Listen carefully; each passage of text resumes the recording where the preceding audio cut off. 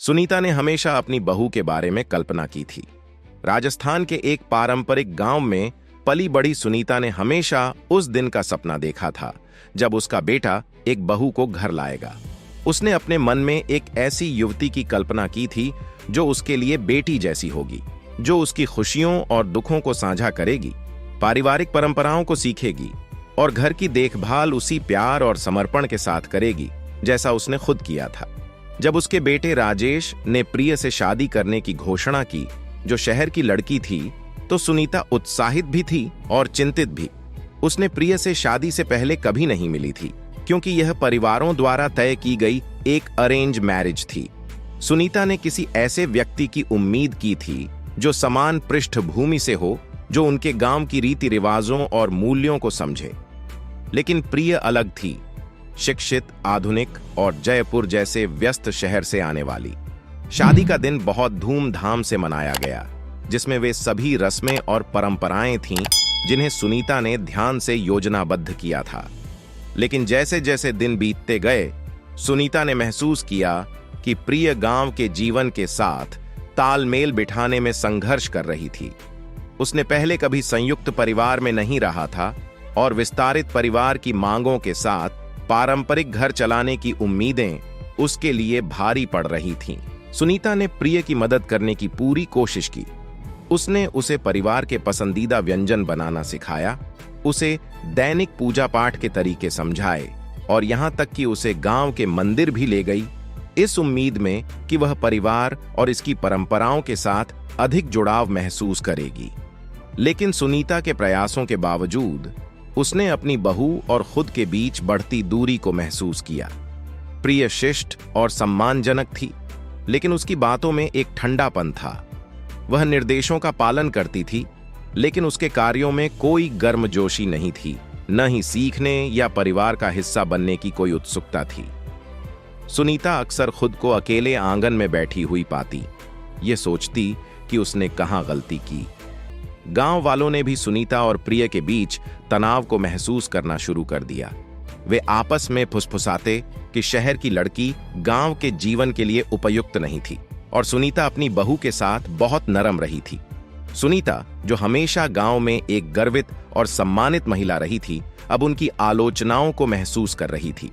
उसने हमेशा माना था कि एक सास और बहू के बीच मां और बेटी जैसा मजबूत बंधन हो सकता है, लेकिन उसका अपना अनुभव एक कड़वा निराशा साबित हो रहा था। एक दिन जब घर के कामकाज को लेकर एक विशेष रूप से तीखी बहस हुई, तो प्रिय रो पड़ी।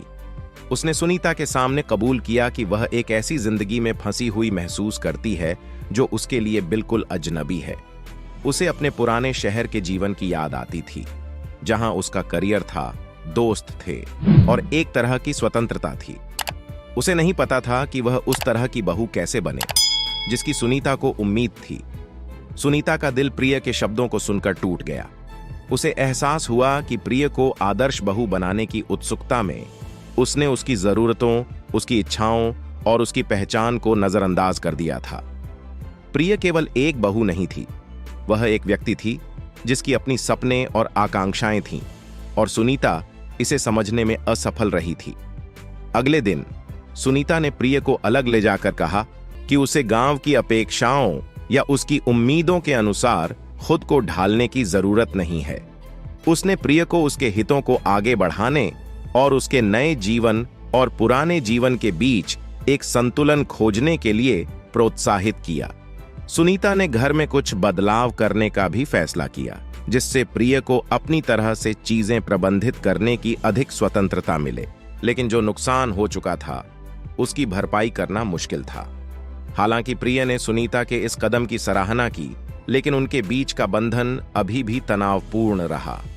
प्रिय अभी भी गांव में खुद को अनजान महसूस करती थी और सुनीता अपनी सारी कोशिशों के बावजूद अपने दिल में बसी उस उदासी को दूर नहीं कर पाई।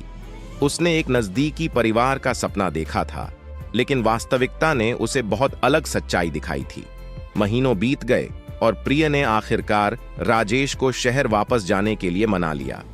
सुनीता ने भारी दिल से उन्हें जाते हुए देखा, यह जानकर कि उनका बेटा और बहू एक ऐसी जिंदगी की तलाश में जा रहे हैं जहां वे दोनों खुश रह सकें। लेकिन जब वह खाली आंगन में खड़ी थी तो वह एक गहरे खोए हुए एहसास से अभिभूत हो गई। सुनीता जानती थी कि वह हमेशा उस सास के रूप में जानी जाएगी जिसकी बहू घर में नहीं रह सकी। गांव वाले बात करेंगे और फुसफुसाहटें चलती रहेंगी, लेकिन इससे ज्यादा सुनीता उस सच्चाई के बोझ को उठाए रहेगी कि उसका परिवार का करीब रखने का सपना पूरा नहीं हो पाया। वह एक बेटी चाहती थी, लेकिन जो उसे मिला वह यह याद दिलाने वाला था कि कभी-कभी सबसे अच्छी मंशा भी दो अलग-अलग दुनियाओं के बीच की खाई को पाटने में असफल रहती है। जब वह अपने आंगन में अकेली बैठी थी, सुनीता ने महसूस किया कि उसकी बहू दोषी नहीं थी। यह अपेक्षाओं का टकराव था, परंपराओं की अनकही मांगें थीं और एक दूसरे को केवल भूमिकाओं के रूप में देखने की विफलता थी, न कि व्यक्तियों के रूप में। फिर मिलते हैं एक नई वीडियो के साथ। तब तक आपका ख्याल जरूर रखिए और मेरे चैनल को जरूर से सब्सक्राइब, शेयर और लाइक कीजिए।